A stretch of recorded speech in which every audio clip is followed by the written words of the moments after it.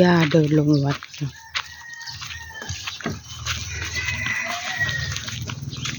ไอ้นั้นถูกลอตเตอรี่3 ตุกที่แรกเนาะมันมีหูจักได้มันทอละทิ่มแล้วแล้วก็โตเธอสะแหลมแล้วคันว่า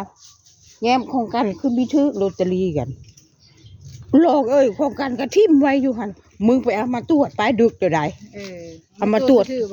0398ถูก3 ตุกมันก็ดีใจมันพอดีมันบ่มีข้าวกินพร้อมครับหมักม่วงนะหล่นเห็นน่ะนะมันไปแช่หมักม่วงอันนี้นะมันต้องกินซุกหมักม่วงอันนี้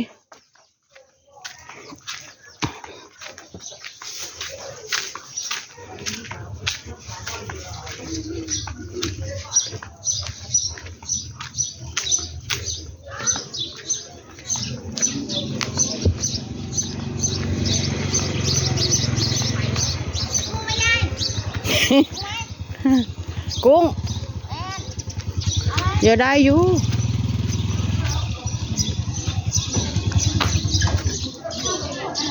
มันยังคือใช้เกิบคักแคะจะเข้าไปนั่นเหลือ3 ถุงเลยใครจะเอาไหมเนี่ยเอาถุงหนึ่งมา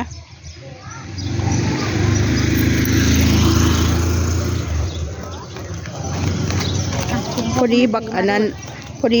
นเอาดอกกระเจียวมาโอ้ค่ะเชื่อกุ้งน่ะเบอร์ขายกุ้งเบอร์เอาไปขายต่ออีกแล้วนะยังกุ้งน่ะยังเอาให้จ่ายโดดเอาเบอร์ชากระเทินเบอร์เลยกระเทินจะไปเอาหมกมีที่ไหนแกงไม่ฮะดีเฮือนายมน่ะเหมือนกันลูกลามเพิ่นผัดคุณค่ะฉันลืมวางน้ำเขียวอันนี้แม่ป้าไว้ใช้ได้บันกุ้งอันนี้ก็ได้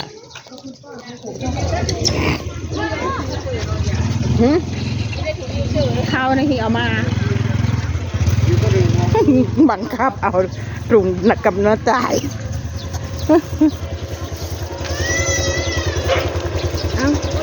ขอบคุณมากอย่าพึ่งนะยังไม่ทันได้จับรถตำกินบ่ขี้ดินไม่บ่ตำเลยเนาะย่านตำกินแล้วค่อยแพ้ค่อยไม่ชนะมันเลย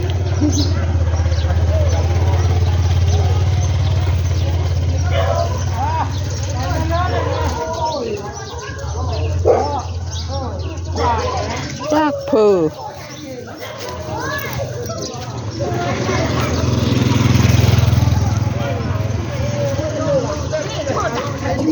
สวัสดีค่ะเสียแล้วเฮ้ยมาเยอะๆเด้อเสียกินยาเพราะคือข้าวแซ่บนี่เขายาขวานแล้วมันก็โอนโถชมพูเลยฮะอยู่บกกุ้งนี่ขายโตไม่เอาซื้อแล้วได้คนดูแลดีม้วนบ่เมื่อคืนมื้อนั้นแล้วตายจะดอกถุงผมมิดปลายนำได้เวทีอย่างดีโอ้จ้ะฉันละจะขาวก็สีมาดึกค่ะเด้อ5 ทุ่มดูเอาจุกเกลือเนาะรอที่รถได้บ่อยู่ไปบ่ไปส่งต้นเหรอเนาะไปส่งซ่องเขาแล้วเขาก็มุ่งบริวารก็เอามาก็ได้ไปส่งเขาเลยไปจ่ายตังค์หักอยู่ไหนเฮ้ยเล็งเตะเลยสิประจำลองซื้อกุ้งเนาะกุ้งเอาไหมผมซื้อแล้วผมซื้อแล้วกุ้งอันนี้กุ้งห้วยกุ้งบ้านกกอกนะครับก็จ้อยไม่ได้กุ้งบ้านเจ้านะใช่ผมซื้อแล้วเบิดแล้วนี่เด้เอาเลยชาวบ้านยังแตะเงินไม่ได้นี่เอาน้ำผมนี่เดี๋ยวผมจ่ายให้เดี๋ยวผมจ่ายให้เอามาตัวจะให้แบงค์1,000นะกูลาวสิกดครับลาวผมจ่ายให้เพราะค่อยกินแล้วนะผมก็ซื้อแล้ววัน2 ถุงไปจำลองยังหักน้ำคอยเนาะครับผม เบิ่งมันก็เอาแล้วก็เบิ่งอยู่บ้านทำไมคือมันอยู่บ้านนี่มาอยู่บ้านนะ เพื่อนเขาเนี่ย แม่พี่ 65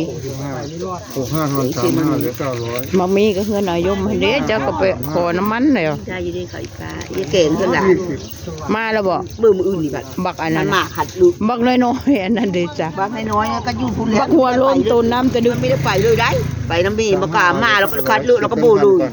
อ๋อโชว์นั่นอยู่ บ่ จะมาไหม อืม มามันเบา บักเตด มันมาขัดลือไป ก็เป็นทหารดีนึงเขาตกไปกูมะเขือมัดละยุบวันไป500ไปไหนแล้ว5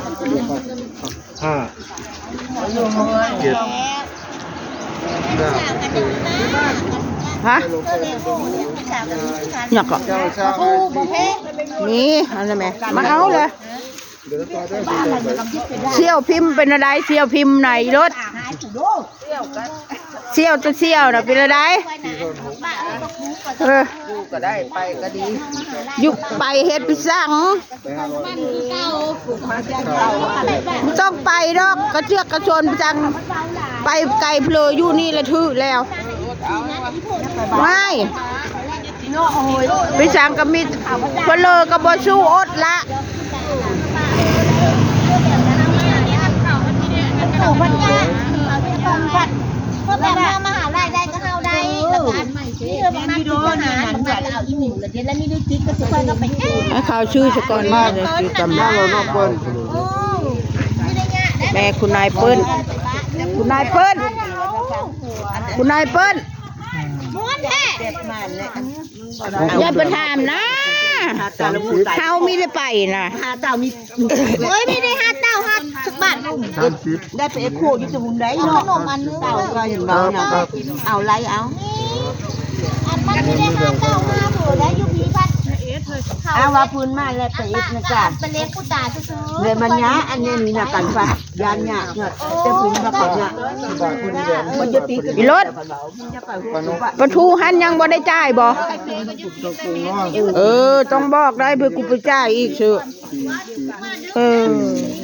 ว้ายหาถุงดู 65ปนก65 บะผู้ตา พูดเบิด เอ็ดอยู่บนยานยอดจะตีก็ตีแล้วก็บอกบะกะรอมเสือกันบะรอมเดียวอันนี้มึงงัดเราแล้วมาแล้ว อีตาลีบ่ได้มาบ่เฮ้ยโตโตบ่ทันถ้าตื่นสายอีกแล้ว